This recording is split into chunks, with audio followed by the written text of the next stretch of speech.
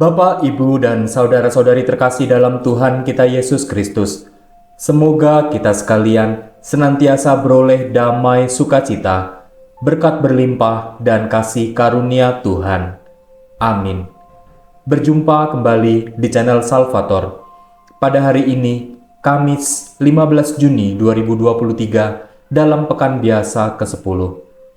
Renungan sore kita hari ini akan diambil dari Injil Matius, bab 5 ayat 20 sampai 26. Marilah kita awali renungan kita dengan tanda kemenangan Kristus.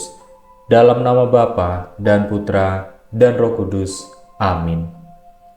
Maka aku berkata kepadamu, jika hidup keagamaanmu tidak lebih benar daripada hidup keagamaan ahli-ahli Taurat dan orang-orang Farisi, sesungguhnya kamu tidak akan masuk ke dalam kerajaan surga. Kamu telah mendengar yang difirmankan kepada nenek moyang kita, jangan membunuh. Siapa yang membunuh harus dihukum. Tetapi aku berkata kepadamu, setiap orang yang marah terhadap saudaranya harus dihukum. Siapa yang berkata kepada saudaranya kafir harus dihadapkan ke mahkamah agama. Dan siapa yang berkata jahil harus diserahkan ke dalam neraka yang menyala-nyala. Sebab itu, jika engkau mempersembahkan persembahanmu di atas mezbah, dan engkau teringat akan sesuatu yang ada dalam hati saudaramu terhadap engkau, tinggalkanlah persembahanmu di depan mezbah itu, dan pergilah berdamai dahulu dengan saudaramu, lalu kembali untuk mempersembahkan persembahanmu itu. Segeralah berdamai dengan lawanmu selama engkau bersama-sama dengan dia di tengah jalan, supaya lawanmu itu jangan menyerahkan engkau kepada hakim, dan hakim itu menyerahkan engkau kepada pembantunya, dan engkau dilemparkan ke dalam penjara. Aku berkata kepadamu, sesungguhnya engkau tidak akan keluar dari sana sebelum engkau membayar hutangmu sampai lunas. Demikianlah sabda Tuhan. Terpujilah Kristus. Bapak, Ibu, dan saudara-saudari terkasih, melalui sabda Tuhan hari ini, Yesus berpesan kepada kita untuk menjalani hidup seturut firman-Nya, dan yang terutama, bagaimana Yesus menekankan ajaran untuk membangun relasi atas dasar kasih dan pengampunan.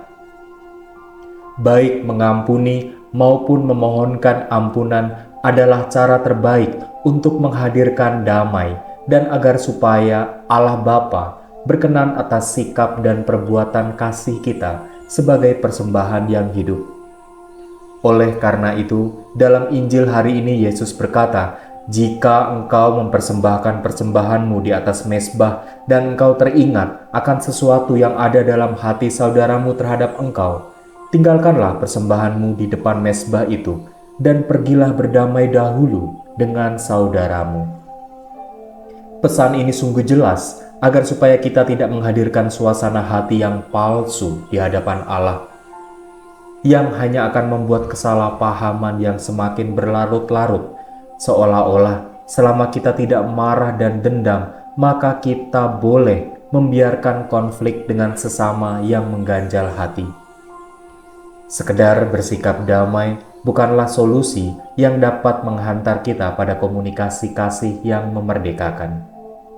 Harus ada inisiatif dan tindakan rekonsiliasi yang nyata, keberanian kita untuk mendobrak dinding penyekat yang menghalangi komunikasi kasih di antara kita.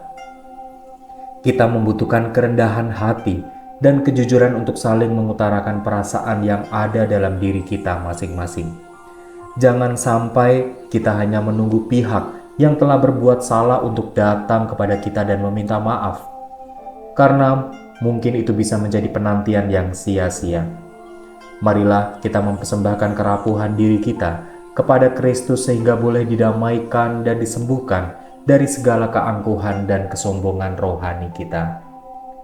Bayangkanlah Allah yang mencurahkan kasih-Nya pada diri dan hidup kita, sehingga kita pun dapat dengan rendah hati memberikan kasih dan pengampunan kepada sesama di sekitar kita. Bagaimana kita berani menanggalkan keangkuhan diri dengan rela menyapa dan menjalin kembali komunikasi dengan sesama yang merugikan atau dirugikan oleh kita.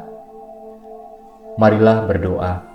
Ya Bapa, ajarlah kami untuk mewartakan kasih-Mu yang telah menghidupkan dan menggerakkan kami untuk ikut mencari dan menemukan yang hilang dalam hidup kami. Marilah Bapak, Ibu, dan saudara-saudari terkasih, kita berusaha untuk menjalin kembali komunikasi yang rusak oleh karena keangkuhan pribadi kita. Dalam nama Bapa dan Putra dan Roh Kudus. Amin.